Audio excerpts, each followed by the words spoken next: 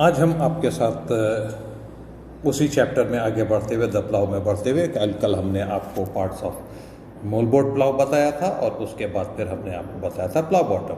आज हम आपको पार्ट्स ऑफ प्लाव बॉटम के बारे में बताएंगे।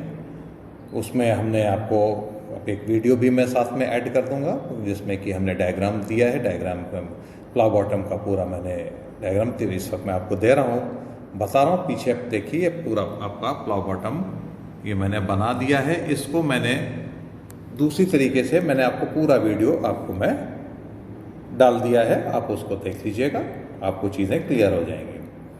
तो उसके अंतर्गत हम प्लाव बॉटम को 4 भागों में बांटा जा सकता है। It can B divided into 4 parts, that is, और वो है फार, दावरोधी, मट्टी पलट या पंखा और हलमूल। It is divided into 4 part that are share, landside, मट्टी पलट और फैन और फ्रॉग। इसमें पहले 3 फार, दावरोधी और पंखा हलमूल से बोल्ट अथवा रिपिट के द्वारा जुड़े होते हैं। First of 3 that are share, landside and mouldboard are attached to the plough bottom through bolt और रिपिट। नंबर 1 हलमूल और फ्रॉग और बॉडी। यह लोहे का बना हुआ बेडॉल शक्कर का टुकड़ा है। It is made up of iron and it has no shape, जिसमें फार, दावरोधी और मट्टी पलट जुड़े होते हैं, in which share, landside and mouldboard are attached to it. अधिकांश भाग हलों में हरीस हलमूल से जुड़ी होती है। Most of the plough beam are attach to the frog. सस्ते हलों में यह भाग ढलवा लोहे का बना होता है। In low cost plough it is made up of cast iron, जो कि मजबूत नहीं था, which is not so strong. अच्छे हलों में हलमूल या तो इस्पात के बने होते हैं या मैलिएबल लोहे के। In good quality plough frog are made up of steel और मैलिएबल आयरन। इस्पात के बने हलमूल हल्के और मजबूत होते हैं। Frog which are made up of steel are light and strong and it can work for a long time, और बहुत समय तक काम देते हैं। आघात वर्ग के बने हुए मूल ढलवा लोहे के हलमूलों से अच्छे होते हैं और इस्पात से निम्न कोटि के होते हैं। And the frog which are made up of malleable iron, it is much better than cast iron, but it is not so good as steel frog.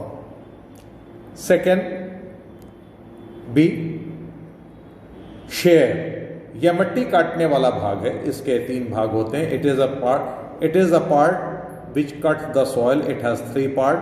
Number 1 point, यह फार का अगला नुकीला भाग है जो हल जोतते समय भूमि में सर्वप्रथम प्रवेश करता है। It is a pointed part of the share which at the time of ploughing enters in the soil first.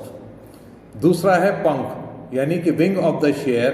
यह फार की धार का बाहरी कोना है। It is a cutting edge of the share. And the third, it is the outer corner of the cutting edge, you can say. And then धार, that is known as cutting edge. फार की नोक से लेकर के पंख तक का भाग धार कहलाता है। From the point of the share to the wing of the share is known as a cutting edge. और यह भाग कुछ गोलाई लिए होता है। It is little bit circular in shape. फार का यही भाग मिट्टी को काटकर मट्टी पलट पर खसका देता है। This is the part which cuts the soil and shift the soil to the mouldboard, जो हल के आगे खींचे जाने पर उस मट्टी को पलटकर कूड़ के बगल गिरा देता है। Which that soil, as plow is moving forward, it comes up to the moldboard and up to some extent, and then after it will turn down next to the furrow. जुताई करते समय हल द्वारा मट्टी काटे जाने और उसके पलट के गिरा देने पर का काम निरंतर चालू करता है। At the time of प्लाइंग, to cut the soil, lift the soil and turn the soil, it is a continuous process of this plow. Shear will cut the soil, lift the soil and transfer to the moldboard, and moldboard will pulverize the soil and turn next to the furrow. This is the regular process at the time of plowing. फार की नोक से लेकर फार के पंख तक की, बाहरी नोक तक की जितनी दूरी होती है, हल उतना चौड़ा कोण काटता है, उसे हल का आकार कहते हैं। From the point of share to the wing of share, through the point of share to the wing of share, whatever distance is there, furrow will cut up to that size, and this is called as a size of plow. यह आपको ध्यान देना पड़ेगा। यह question आता है, what is size of plow? Then you are not going to say like this कि this is this much of big plow I have seen. हम जब कभी भी आपसे पूछे हल का आकार क्या है, तो आप कभी ये नहीं कहेंगे कि हमने तो बहुत बड़े बड़े हल देखे हैं। हल से इससे कोई लेना देना नहीं कि हल कितने बड़े बीम का है, कितने बड़े हत्थे का है, उसमें क्या है। हमको हल का आकार, पॉइंट ऑफ शेयर, फार की नोक से लेकर के फार के पंख, विंग ऑफ द शेयर के बीच की दूरी को कहते हैं जितना चौड़ा कोण हल काटता है। This is known as the size of the plough. कुछ फारों में दाबरोदी की ओर एक पत्ती लगी होती है जिसको गनल कहते हैं। In some share at the side of land side there is some attachment which is known as a ganal. अच्छे हलों में ये फार इस्पात के बने होते हैं। In high quality ploughs it is made up of steel, और पीट कर इन्हें ठीक किया जा सकता है। By hammering it can be repair, but लेकिन गूजर, मेस्टन इत्यादि सस्ते हलों में फार ढलवे लोहे के बने होते हैं और टूटने पर नहीं रहते।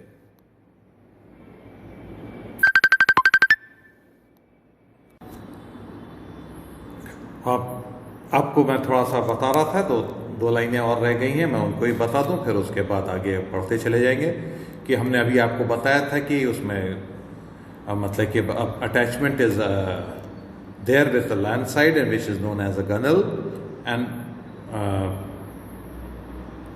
in high quality plow it is made up of steel and it can be prepared by hammering, but in Gurjar and Mason plow, which are a little bit cheap in cost, their share is made up of cast iron, and after breaking of that it is useless for work. इन दूसरे प्रकार के फारों में गनल नहीं होती। ये पट्टी के समान सीधे होते हैं, in which the ganal is not present, they are like a strip, straight like a strip. ये फार बनाने में सस्ते पड़ते हैं और घिस जाने पर बदले जा सकते हैं। These are little bit cheaper and at the after abrasion it can be change. आज के लिए इतना। कल हम आपको शेयर के प्रकार, टाइप ऑफ शेयर से हम शुरू करेंगे और उसके बाद फिर हम आगे बढ़ते जाएंगे। आज के लिए इतना काफ़ी है।